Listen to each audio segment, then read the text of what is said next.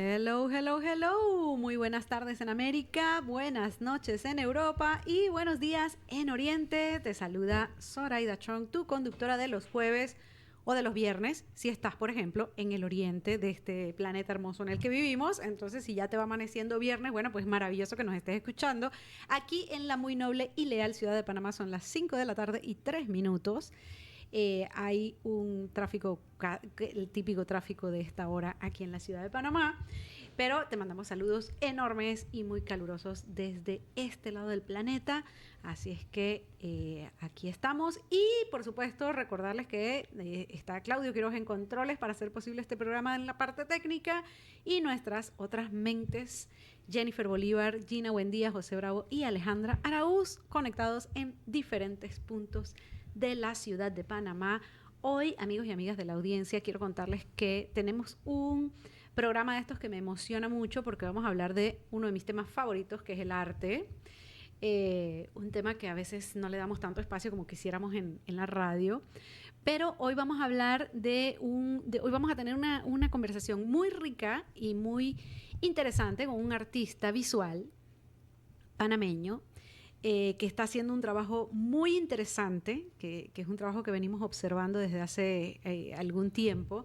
Quiero contar la anécdota de cómo empezó la idea de esta entrevista, porque les voy a decir de una vez, porque le voy a dar la bienvenida de una vez a nuestro invitado. Estoy muy contenta de recibir a Alfredo Martís. Bienvenido a Cinco Mentes. Hola, Zoraida. Un gusto saludarte. Un gusto a los oyentes, a los radioescuchas. Sí, para nuestros radioescuchas que les suena este nombre, Alfredo Martís, quiero que sepan que estamos hablando con un arquitecto, artista visual, fotógrafo. Algunos deben haber escuchado algunas noticias ya, porque está haciendo en este momento una residencia artística en el Museo del Canal Interoceánico, que también de eso vamos a hablar el día de hoy.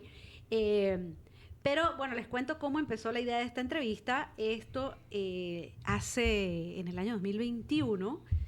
Resulta que estaba yo en el Museo de Arte Contemporáneo, como ya saben, uno de mis museos favoritos.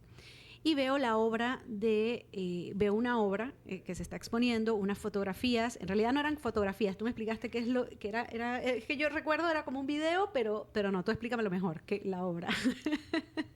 Pues lo que presenté en ese entonces en el Museo de Arte Contemporáneo para la exhibición de Fotoseptiembre 2021, que se llamaba Vasos Comunicantes, fue una secuencia de dípticos fotográficos alternados con videos. No había audio, simplemente era una secuencia que tenía un carácter poético, narrativo, bien atmosférico. Claro, pero era un video que iban pasando las imágenes. Claro. Y eran imágenes eran unas imágenes sumamente interesantes. Me acuerdo entonces, amigos y amigas de la audiencia, que en ese momento yo dije, esto que estoy viendo me está encantando. A mí me gusta mucho ir cuando se hacen las actividades de Fotoseptiembre porque, se ven cosas muy interesantes. Y esta vez eran estas imágenes que iban pasando en una pantalla. Y iban avanzando y nos iban comunicando cosas, nos iban contando una historia.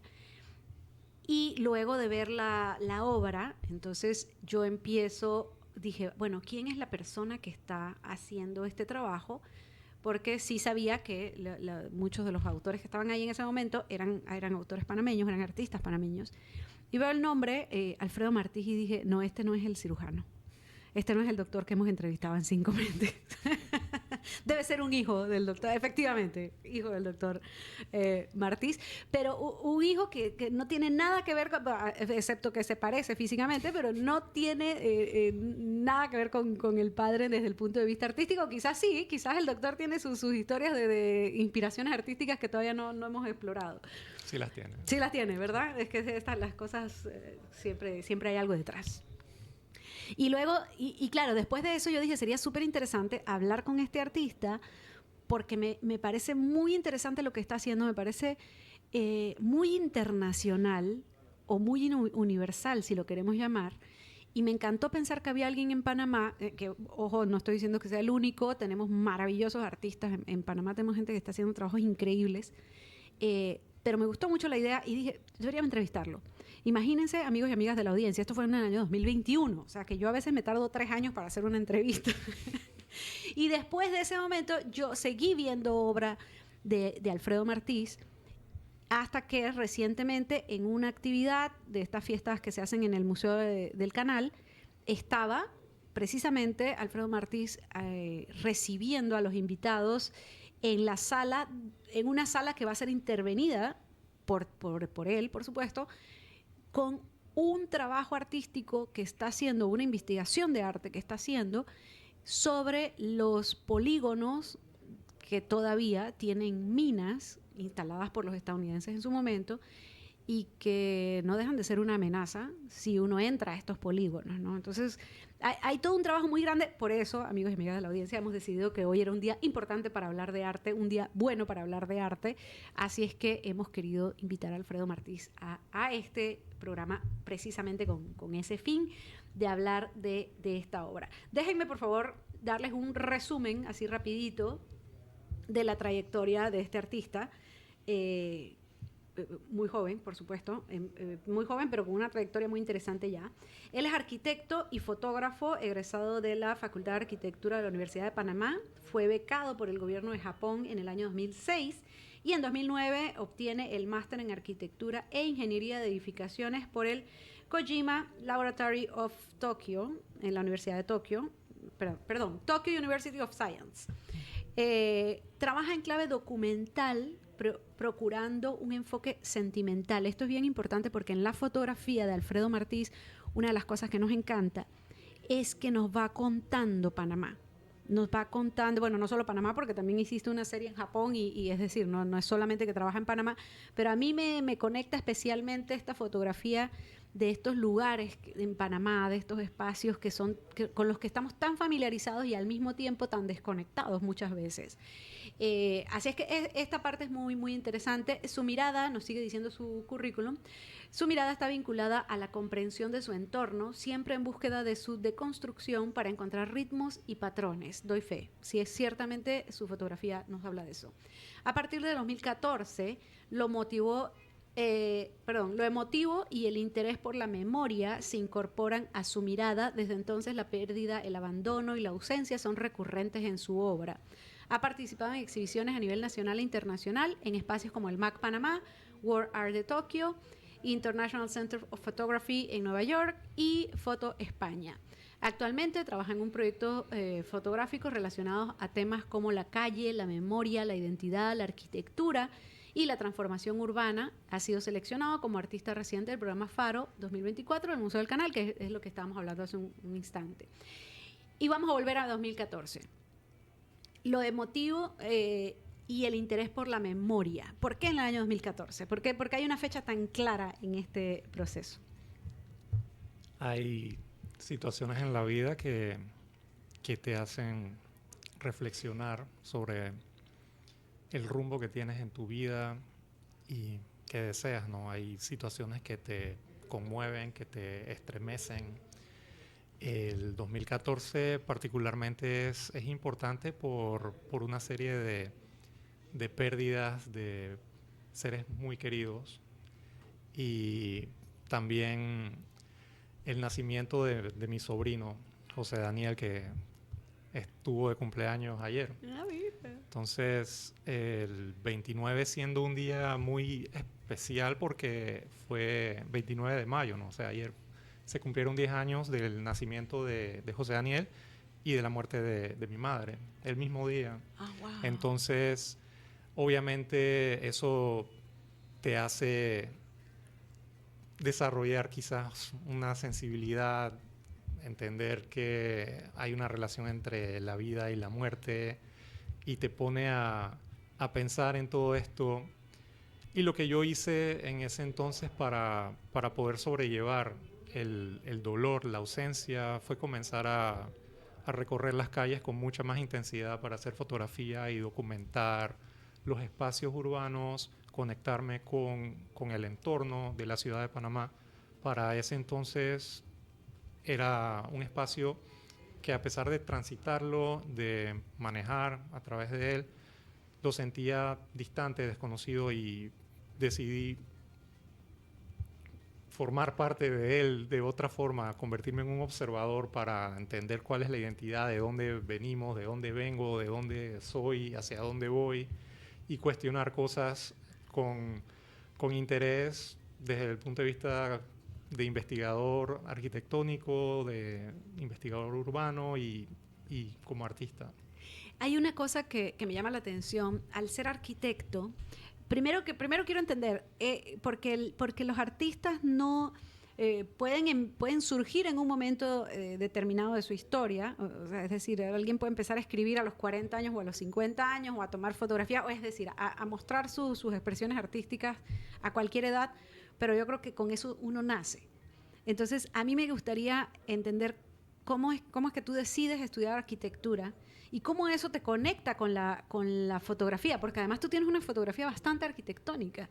O sea, hay un ojo ciertamente de investigador en tu fotografía, y eso quizás es lo que hace que nosotros, bueno, o por lo menos desde el punto de vista, yo siento que como panameña me siento adentro de esas fotografías, aunque son espacios en los que no haya estado nunca. En algunos casos tienes unas imágenes en las que sitios que yo no he visitado, estando aquí mismo en Panamá, pero que tú sientes que tú eres parte de eso. Y creo que tiene algo que ver con esta mezcla entre la arquitectura y la fotografía. Cuando yo estaba terminando los estudios en el colegio, tenía mucho interés hacia la parte de diseño gráfico. Quería estudiar diseño gráfico y conversando con mi padre, él sugirió que estudiara arquitectura. Me lo planteé como una posibilidad, le di vueltas, pensé y apliqué a la Universidad de Panamá para estudiar arquitectura. Comencé a hacer eso y me encantó trabajarlo, y en el proceso de estudiar arquitectura veía que había materias de fotografía. Quise aplicar a esas materias de fotografía, pero no me permitieron tomar esos cursos en la facultad porque la materia esa se destinaba exclusivamente a las personas que estudian diseño gráfico. Así que dejé ese tema ahí, y fue cuando viajé a Japón para hacer mis estudios de maestría donde conecté con la fotografía. Ahí mi padre afortunadamente me dio como el impulso de, mira, aquí tienes una cámara y utilízala para que haga fotos si te gusta, ¿no? Entonces comencé a hacer fotos allá en los espacios que recorría por la ciudad, y el espacio era tan estimulante que me fue gustando el hecho de simplemente caminar, mezclarme entre la gente, hacer fotografías de detalles, de arquitectura, de escenas urbanas, de aspectos de la cultura diferente a la de nosotros para entenderla, y también comunicarle, mostrarle a mi familia qué es lo que estaba viendo acá. Lo que yo hice en ese entonces fue publicar un fotoblog que ponía una fotografía cada día y le enviaba el enlace a mi madre, a mi hermano, a mis tías, a mis amigos, para que ellos vieran. Lo ponía ahí en Facebook. Y eso fue un ejercicio interesante de continuar explorando el medio, de estudiar. Comencé a leer libros, comencé a educarme sobre el tema, a ver videos, a visitar exhibiciones. Y fue un proceso de ir poco a poco aprendiendo y entendiendo cómo funcionaba primero la herramienta de la cámara fotográfica, y de qué posibilidad tenía yo también de transmitir una idea o de comunicarla. Me puse a escribir también. Eso es otra cosa que hago. Me siento y escribo para reinterpretar alguna fotografía o para crear ficciones de distintos momentos que he tenido en la semana o en el día. Son prácticas que he ido construyendo con el tiempo. Pero ese fue el origen. Por allá 2005, 2006, había una fotografía. Recuerdo que la primera vez que utilicé la cámara fotográfica allá en Tokio, me volví loco, ¿verdad? Que le hice foto a todo a lo que veía sin pensar, sin sentido, y entonces llego al apartamento, paso eso a la computadora y es como que esto no me transmite nada, es simplemente como snapshots, snapshots, snapshots y dale. Pero había una fotografía que sobresalía de las otras, y esa fotografía es la que me hizo cuestionar por qué esta foto es distinta a las demás. Entonces ahí fui buscando y leyendo e informándome, y es un recorrido que llevo desde entonces. He quedado enamorado prácticamente del medio y lo sigo utilizando y es mi medio principal de expresión. Claro, y la fotografía además tiene una interesante relación con la arquitectura, ¿no? Que es que la arquitectura, voy a decir, necesita de la fotografía en el sentido de que, claro, arquitectura hay mucho antes que exista la fotografía, pero quiero decir que es una relación tan natural entre la fotografía y la arquitectura, porque si te fijas, todo lo que vemos de arquitectura, 90% de lo que vemos de arquitectura, lo vemos en fotografía. Porque ¿cuántos hemos tenido alguna vez la oportunidad de ver, yo qué sé, el Empire State?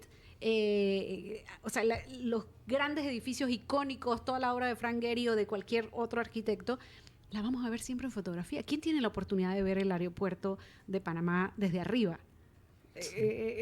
Lo vas a ver por una fotografía al final de cuentas. Y totalmente. Cuando yo era estudiante de arquitectura, la forma en la que tenía contacto con los proyectos de los grandes maestros, los grandes arquitectos, era a través de libros donde hay fotografías y además hay fotografías planos, hermosas. Claro.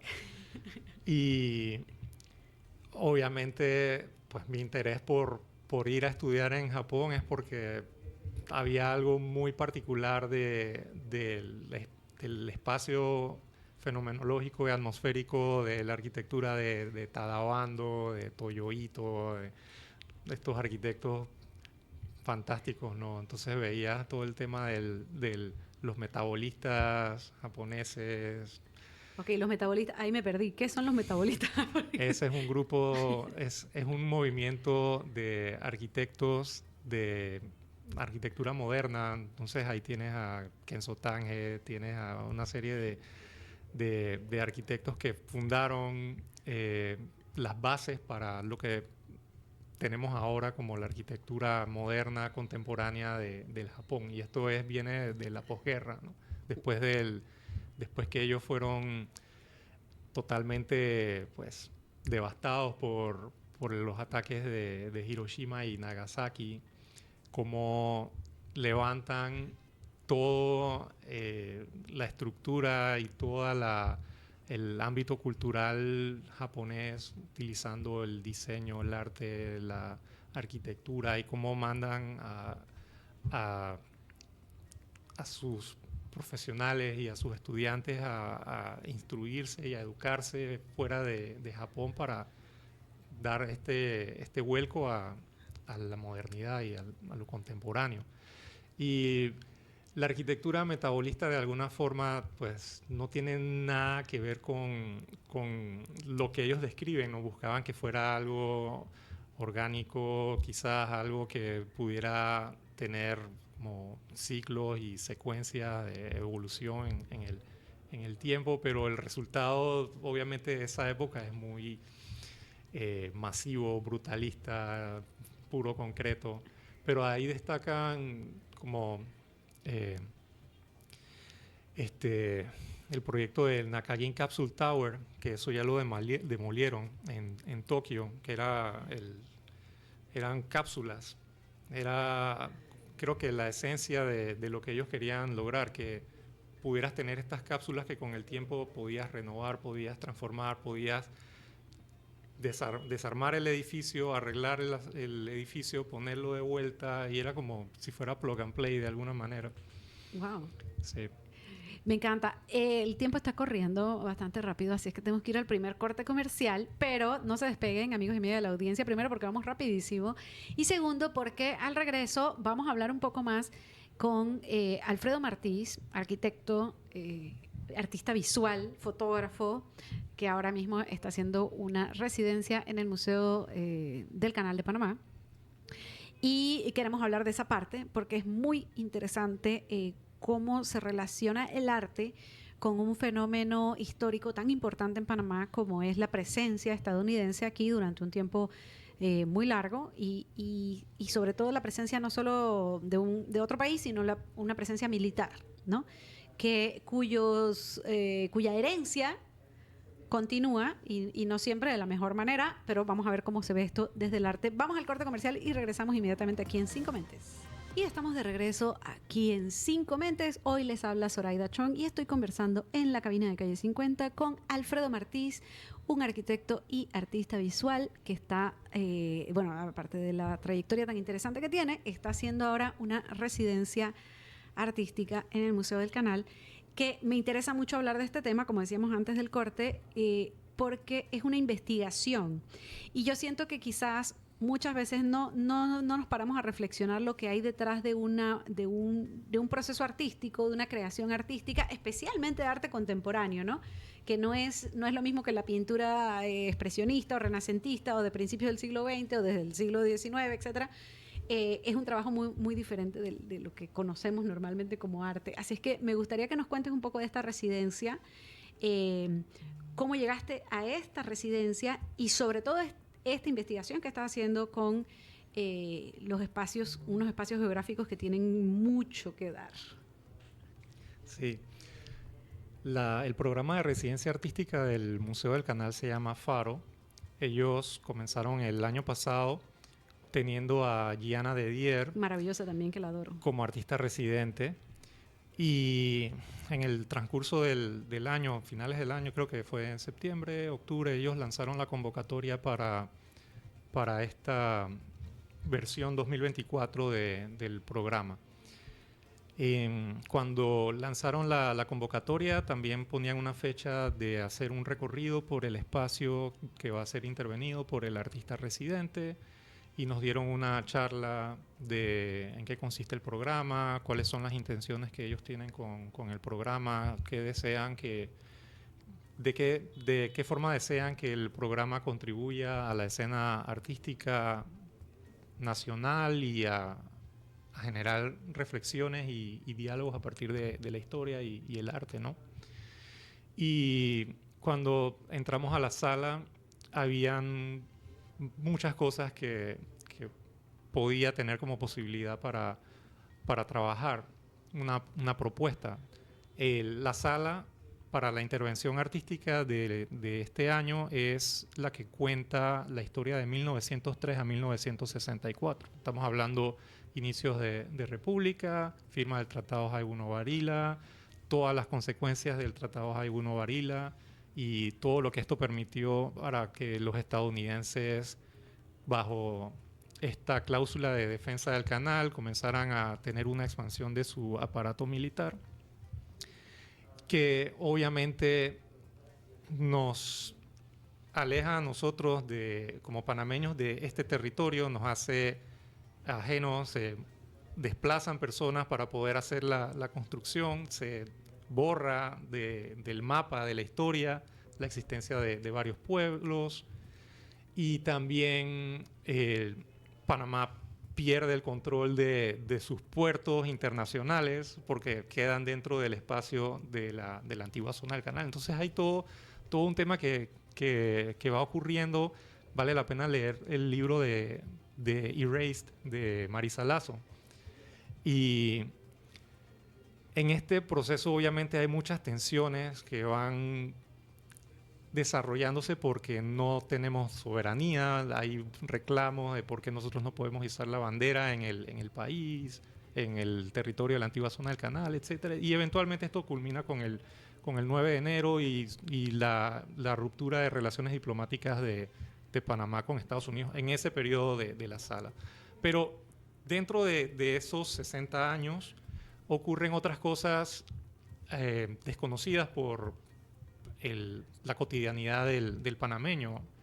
Se comienzan a establecer polígonos de tiro, de práctica para entrenamientos, hacer ejercicios militares, ejercicios en la jungla, entrenamiento dentro de un contexto geopolítico, poner a los soldados estadounidenses a prepararse a eventuales guerras en otras zonas tropicales, y entonces se entrenan acá y comienzan a hacer pruebas con armamento químico y comienzan a hacer pruebas con agentes neurotóxicos, con también agentes biológicos, tantas cosas que ocurren. Y en la sala tienen unas municiones sin detonar exhibidas que fueron cedidas por la biblioteca Roberto Chiari porque son hallazgos de las excavaciones para la ampliación del canal. Cuando yo vi esas municiones y vi el video de Isla San José, que está en una mesa en medio de la sala, eso me conectó con algo que yo había encontrado en el 2020. En octubre del 2020 yo entré a un edificio abandonado y encontré una serie de cosas ahí tiradas en el piso. Había un sobre, agarré ese sobre y el sobre tenía un sticker que decía bombas no detonadas, afiches. Y me quedé mirando el sobre como, wow, ¿esto qué es? ¿De qué va esto? Miré el sobre si tenía algo y no tenía nada, estaba vacío. Y yo como que, bueno, había otras cosas, agarré ese material, lo guardé, lo tengo para seguir revisándolo. Y en la sala, cuando yo vi las municiones, me conectó con ese sobre de las bombas no detonadas. Entonces, de ahí tomé la decisión de hacer una propuesta para la convocatoria sobre ese tema de las bombas no detonadas. Y voy a leer lo que escribí. Sí, antes solamente un paréntesis, amigos y amigas de la audiencia. Quiero que sepan que cuando Alfredo Martí habla de municiones, el gesto que hace con las manos no es de balas, es de objetos. Sí. Es de objetos más grandes que una bala. Y sí, municiones, pero se refiere a bombas, literalmente. Sí, hay bombas, hay morteros, hay granadas, hay minas, hay artefactos explosivos. Son artefactos explosivos. Yo pensaba, cuando escribí el texto para la convocatoria, tenía la idea esta de las municiones sin detonar de armamento químico en la isla San José. Pero luego con el desarrollo de la investigación entendí que las municiones sin detonar, el término técnico que se utiliza es UX o UXO, son muchas más cosas y hay armamento químico y también hay bélicos, hay explosivos, etcétera. Cohetes para atacar tanques, misiles, cosas. Y estas cositas, amigos y amigas de la audiencia, están ahí, están aún ahí, en unos polígonos en la antigua zona del canal, aquí a nada de la ciudad de Panamá. Sí, tenemos en Colón el polígono de Piña y eso tiene las comunidades de Escobal, las comunidades de Achiote, Piña, como comunidades que están con esta amenaza. Tenemos en el lado de Arraiján, entre Nuevo Emperador, Arraiján, Burunga, está Balboa West o Balboa Oeste, se llamaba uno de los polígonos, y el otro se llama Emperador, Empire. También ellos hicieron ejercicios de entrenamiento en Río Hato, en Isla San José, y tenían otros lugares que definían como Tropical Test Sites, donde probaban otro tipo de armamento. Había veces que solamente dejaban las municiones para tenerlas expuestas a las condiciones del clima tropical, a ver qué ocurría. Si en un mes, en 2 meses, 6 meses, había algún daño a la munición, luego lo llevaban a otras facilidades y veían de qué manera pues, se modificaba todo este tema. Es algo súper loco, súper fascinante, no sé, es algo muy, muy extraño. Lo que yo pienso y en este sentido es que ellos hacían estos ejercicios militares en las condiciones del trópico panameño para entrenarse ante una posible amenaza al canal o a una posible amenaza a la región. O sea, que estaban haciendo ejercicios de entrenamiento para luchar, para combatir contra un enemigo ficticio en el momento del entrenamiento, pero en el contexto geopolítico era un enemigo real.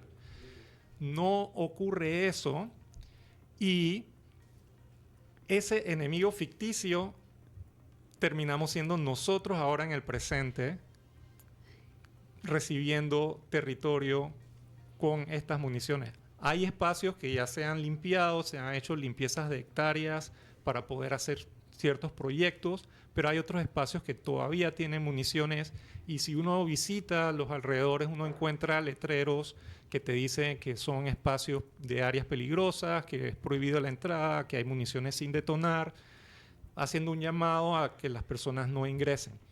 Lo que ocurre es que todavía hay personas que siguen ingresando. Hace unos días decomisaron arrestaron a un señor que llevaba carne de venado que se metió en uno de estos espacios del lado de Arraiján y le decomisaron la escopeta y el cuchillo. Y en lo que va del año, según conversaciones que he tenido con guardabosques del polígono de Piña, me cuentan que han decomisado 4 escopetas, o sea que hay personas que siguen entrando.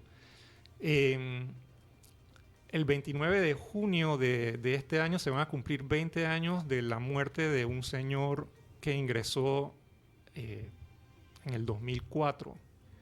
Y este señor entró para montear, había perdido su empleo, quería buscar el alimento, sustento para su familia, ingresó al polígono de Piña, pisó un mortero y murió, quedó totalmente desmembrado. Wow. Entonces, es un tema que en el proceso de investigación, en el desarrollo del proyecto, caí en cuenta que trasciende el tiempo. No puedes hablar exclusivamente de un periodo de 1903 a 1964 para efectos de la sala del museo, y eso lo conversé con el equipo del museo, el equipo de investigación, el equipo de colección, de diseño, que el proyecto es actual y es un problema que no ha sido resuelto. De hecho, en todas las negociaciones diplomáticas entre Panamá y Estados Unidos para la devolución del canal, de la antigua zona del canal y las bases militares, hubo una no conformidad desde el punto de vista ambiental con el tema de los polígonos, porque Estados Unidos no entregó el espacio libre de amenazas. Y ellos justificaron sus razones por las que no podían hacerlo, porque era, según ellos, no era viable, era económicamente muy costoso, y prácticamente para poder hacer eso ellos dicen que tenían que deforestar todo para poder limpiar todo. No estoy seguro, yo creo que ahí hubo también un poquito de falta de firmeza, sí, en las negociaciones. Tenemos que ir al siguiente corte comercial, pero cuando regresemos, lo que vamos a abordar es cómo esto se conecta con un trabajo artístico, porque hasta ahora toda esta historia fascinante que nos está contando Alfredo Martís sobre los polígonos de prácticas o de pruebas de armamento en Panamá, prácticas del gobierno de Estados Unidos. Obviamente nosotros no teníamos toda esa industria armamentista.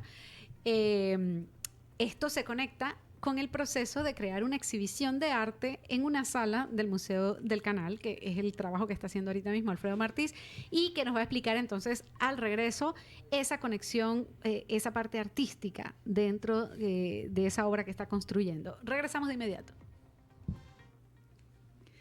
Y estamos de vuelta aquí en Cinco Mentes, hoy conversando con Alfredo Martís, arquitecto, artista visual, un fotógrafo con un trabajo maravilloso, que está haciendo una residencia artística en el Museo del Canal, conectando una investigación sobre los espacios de prácticas o de pruebas de armamento de Estados Unidos en Panamá, que aún tienen municiones sin detonar. Alfredo, la parte artística de esto, ¿cuál es? O sea, porque cuando uno habla de arte, uno no piensa en un campo de municiones sin detonar. Esa pregunta es muy interesante, ¿no? Obviamente estoy trabajando con hechos históricos. Es algo que ocurrió, no es una historia de ciencia ficción, no es una historia de película de los 50 o los 60. Sí hay creatividad, obviamente, pero cómo tú trabajas, cómo tú conectas distintos aspectos, ¿no? Entonces, la manera como yo he estado realizando mis proyectos recientes recurre al uso de material de archivo, entiéndase material de archivo como fotografías, documentos, videos, y extrayendo cosas que me llaman la atención de ese material para ponerlo en diálogo con fotografías que estoy haciendo recientemente para ir complementando la historia. Entonces hay varios temas que son importantes para mí desde el punto de vista de comunicación visual para este proyecto, es, uno, el territorio que amarra todo lo que ha ocurrido, el territorio que era desconocido para nosotros, el hecho de las actividades. Entonces, la parte del testimonio que te he contado de estas familias, de estas personas que han sido afectadas por las municiones, que o han perdido alguna parte de su cuerpo o han muerto.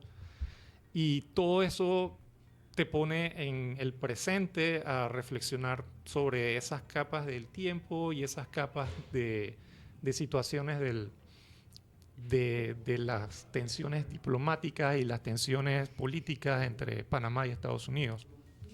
Entonces, lo que yo estoy usando es estos momentos, estas capas, para ir creando piezas visuales donde se van mezclando. Entonces tú puedes tener un fondo que es una foto con algo superpuesto, etcétera. Voy jugando con eso, voy jugando con texto que va modificando también la imagen.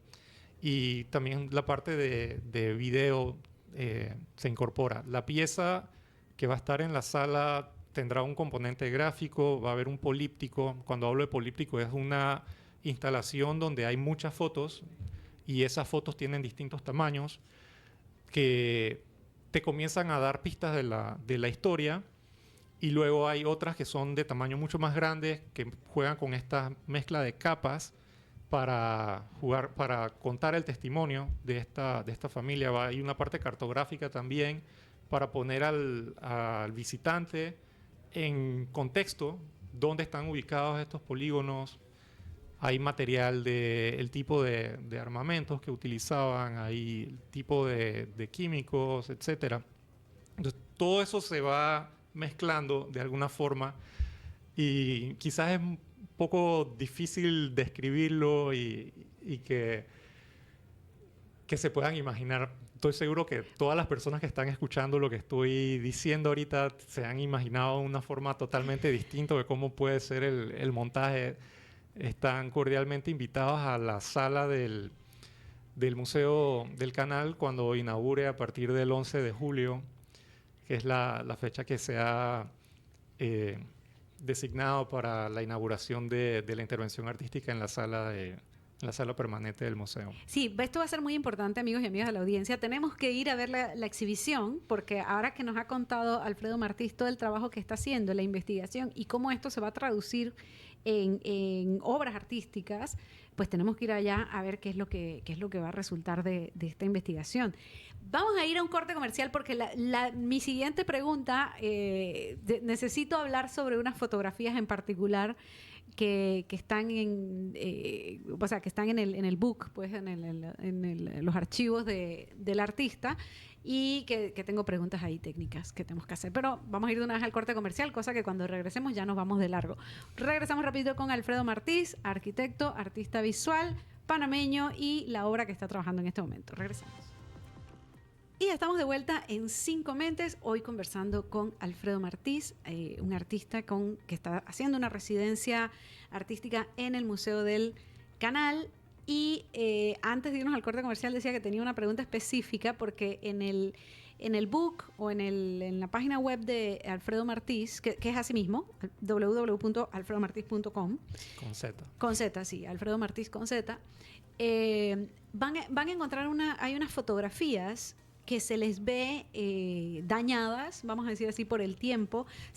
Hay una foto que tiene unas marcas como si le hubiera caído gotas de agua, como si el papel fotográfico en algún momento se hubiera mojado, le hubiera entrado humedad, se ve así afectado. Luego hay una foto de una familia que no puedes distinguir a nadie porque se ve que ves personas, diferentes sexos, diferentes edades, pero la foto está tan deteriorada que no alcanzas a ver quién es. Entonces, quiero entender si has causado esto en las fotos o las fotos estaban así. Háblame de esas fotos en particular. Yo procuro ser muy honesto en la forma como trabajo mis intervenciones. Entonces, en este caso, yo no he manipulado esas fotos las ha manipulado el tiempo. Y ese trabajo en particular del que estás hablando está relacionado con la pérdida de la memoria. Comencé a hacer ese proyecto porque mi abuelo por parte de madre él tuvo Alzheimer. Y eso a mí me hizo cuestionarme muchas cosas sobre la manera como nosotros guardamos los recuerdos, la manera como nosotros damos por sentado que los conocimientos que tenemos y las relaciones que hemos establecido van a durar para siempre, y no es así. Hay una vulnerabilidad, el tiempo es inclemente, especialmente en el trópico, la humedad hace estragos, y te decía que esto ha sido el tiempo el que ha manipulado estas fotografías. Nosotros en la familia siempre recuerdo a mis tías, a mi madre, a mis abuelos, a mi padre, utilizar las cámaras fotográficas para guardar un registro de los momentos de las reuniones, de las fiestas, de los cumpleaños, etcétera, y se hacían álbumes. Eh, y se esperaba que el registro fotográfico guardara ese recuerdo por la eternidad. Y termina ocurriendo que de la misma forma como nosotros como seres humanos somos vulnerables y podemos perder la memoria Nuestros y nuestros registros. registros, y una enfermedad nos termina afectando cognitivamente, y pues, así mismo pasa también con el medio fotográfico. Y lo que yo he estado haciendo con esa serie de fotografías es también jugar con archivo de la familia, poniéndolo en diálogo con fotografías que yo estoy haciendo. Está el archivo de la familia que registraron mis tías, mis abuelos, etcétera, mis padres. Está el archivo que yo mismo he ido haciendo sobre cosas que me conectan con mi infancia, con mi vida, con mi adolescencia, con mi relación con la familia. Y puesto también en diálogo con lo que estoy viviendo actualmente, teniendo un hijo de 3 años, la relación con mi esposa y con mi hijo. Entonces, cómo se mezclan estas capas de tiempo, ¿no? El pasado, el presente, y qué puede ocurrir en el futuro o no. Ese es un proyecto que se llama 13L, y yo he estado haciendo estas relaciones utilizando la secuencia narrativa puesta en página como un fotolibro. Tengo ya varias maquetas. Hablando de maquetas, me refiero como a dummies de fotolibros. O sea, todavía no es una publicación con ICBN ni nada de Claro, eso, sino es el trabajo previo a una claro, publicación. son exploraciones que estoy haciendo para tener sentido de cómo quiero contar esa historia de la pérdida de la memoria, de pues, esa nostalgia, ese dolor o esa esperanza que uno pueda encontrar en el proceso. Que esto es una de las cosas que me encantó de la visita que preparó el Museo del Canal, eso fue hace como 2 meses, en una de las fiestas que se hacen en el museo, que separó este espacio donde los que asistimos a la fiesta, todos cordialmente invitados, por cierto, ahora en junio hay otra, así es que sigan también al Museo del Canal para que vean lo de la fiesta. Haber separado un espacio en la fiesta del museo para que tuviésemos la oportunidad de ver el trabajo del artista en progreso. Y me acuerdo perfectamente que tenías un escritorio donde tenías precisamente estos vamos a llamarlos libros para que la audiencia se los imagine como libros, libros que todavía hoy son libros artesanales, vamos a decir, Sí. tú mismo juntando las páginas, en algunos casos creo que no están ni cosidos ni pegados todavía, sino que está solamente el orden en el que van las páginas con las imágenes. Creo que esto es algo que tú estás buscando mucho, convertir no solamente la foto fija o la foto única, sino la serie fotográfica en un libro con una secuencia en particular, contando una historia en particular. Y me recuerda mucho aquellos videos que vi tuyos en Fotoseptiembre. O sea, trabajas pensando, trabajas la fotografía como pensando en una secuencia que va a ocurrir en una pantalla de televisión o en un libro.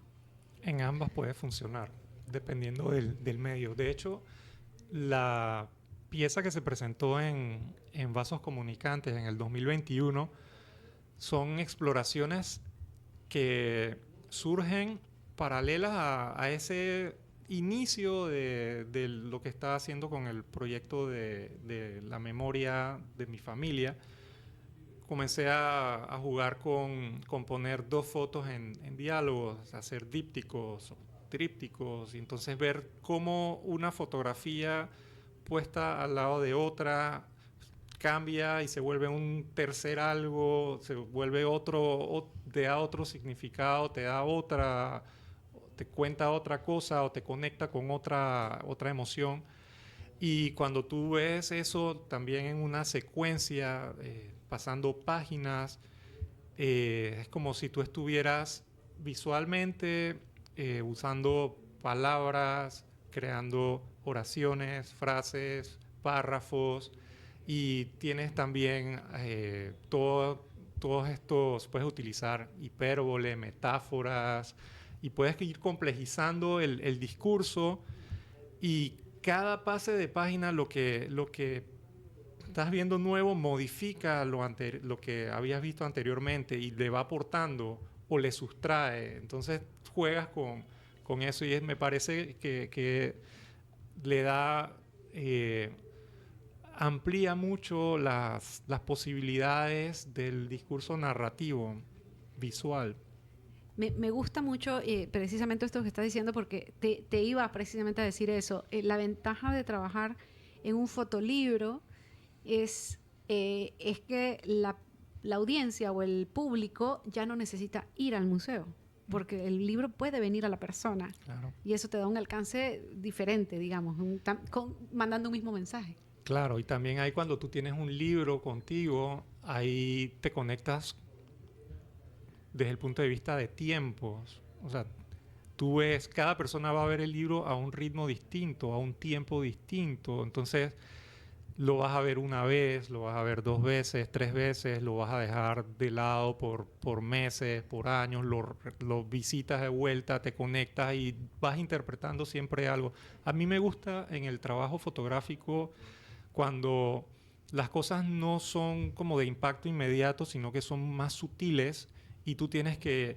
ir descubriendo pistas y vas conectando y vas preguntándote. Siempre hay como una pregunta que te lleva a otra pregunta y te hace crear un recorrido para ir descubriendo cosas que al final te hacen reflexionar, ¿no?